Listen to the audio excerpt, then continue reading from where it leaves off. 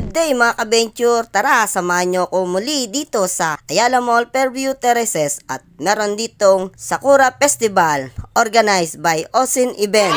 Day 1 pa lang pero marami ng tao dito. Pag ganitong event talaga maraming pumupunta. Marami ding merch dito so mapapabudol ka na naman. Pagdating ko agad dito, nilibot ko agad yung venue. Ang dami ko nakita magagandang merch. Oh, budol talaga yan.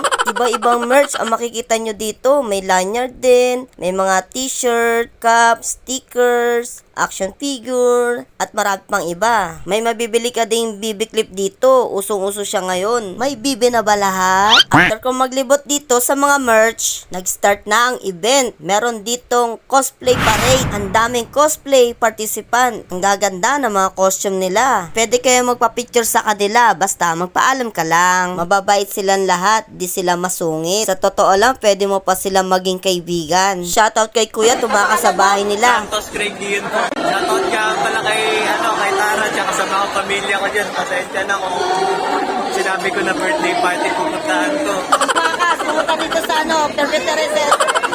Good luck sa'yo, Kuya. Good luck. Shoutout din kay ate na sa itaas. Ang lakas tumili.